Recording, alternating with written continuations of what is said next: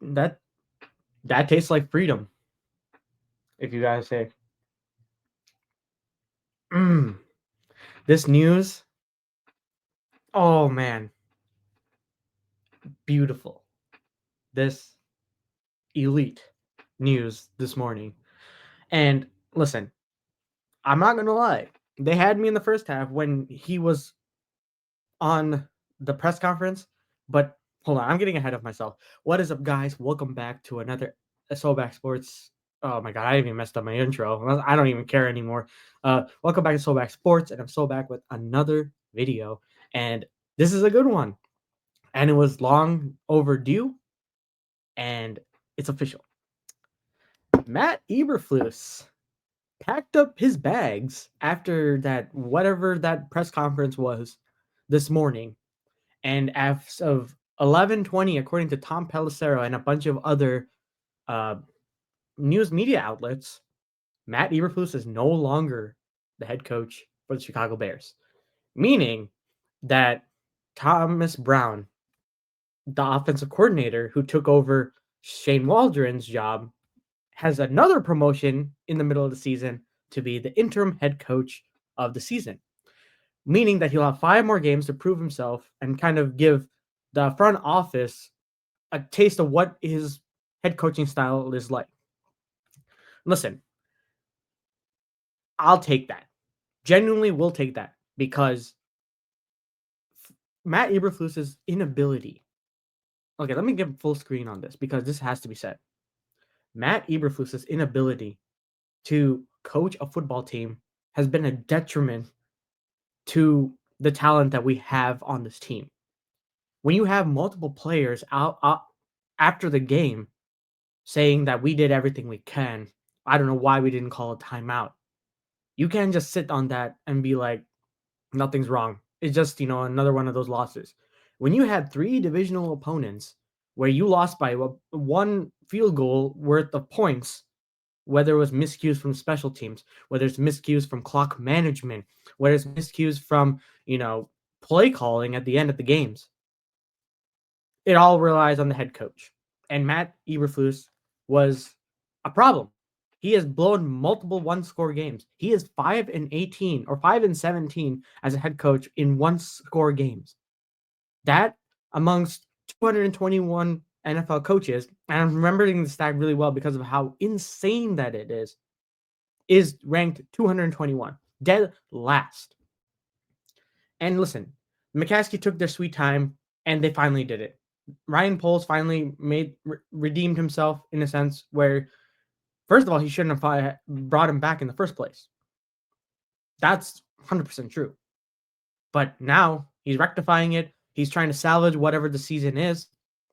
And we are going into San Francisco with Thomas Brown as our head coach, meaning that since Flus is fired, I think Eric Washington is going to be taking over defensive coordinator position. And honestly, given his experience back in like 2010, 2011, or 2012, I forgot what year he did have experience, but he was on the Bears prior to this season. So I think he's going to be pretty solid. You love to see it. I mean, it's just breaking the tradition, Matt Eberflus had to be this bad, this horrible, in order for the Chicago Bears to move off of him. That's as a team that doesn't fire head coaches midseason, that's kind of impressive for Matt Eberflus. Let's be really honest with ourselves. And oh man, Caleb Williams must be, and the locker room is just like rejoicing right now. They are like Bears fans are. Our Christmas is saved. Our Christmas is fully saved because we didn't have to deal with this nonsense any further. And listen, this gives us a head start on finding potential options for our head coaching. This is the best case scenario right now, is firing Eberflus and seeing what you got with Thomas Brown. That's really it. And if he turns out to be really good, and if he wins a couple games, because at this point, Caleb, listen, we've lost 8 games. We're probably not making the playoffs. But if we win a couple of games down the stretch, and listen, while it is our division, I think that there beatable. I know it's crazy to think we have a gauntlet still, but the fact of the matter, we after if we whatever we learn from these 3 games is that we can still be in these games. Our team is talented enough to be in these games, and this shows that Thomas Brown, okay, this is your opportunity. You're going to face the 49ers. You're going to face the Packers, Lions, and Vikings each one time. And then the Seahawks to end the 5 games to prove yourself. And Caleb as well has the opportunity to win games now, to show why we drafted him in the first place. Because he's been showing that. It's just that the signature win that we hope that he would get is taken because of an outside influence like the head coach and special teams. So, all in all, very happy. And it just gives a positive outlook and something to look forward to in the next game.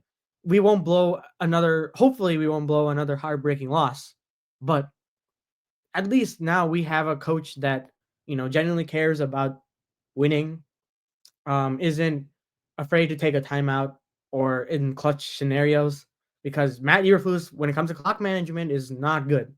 We've seen that time and time again. So, oh my god, oh, like genuinely, this I'm like so happy right now. It's like honestly, that made that loss to the Lions and Vikings and Packers way worth it now because we not only saw Caleb Williams' potential as a quarterback for this franchise, but we also finally have an in-season firing for head coach. Not only in-season firing for the head coach, but the offensive coordinator as well. But yeah, I just wanted to quickly give my thoughts on this. Always remember to like and subscribe to the channel. We're trying to hit 600 subscribers by the end of this year. I hope we can do so. Um, Thank you guys again for tuning into the stream yesterday. I really appreciate that. That was a roller coaster of a game. Always remember to like and subscribe.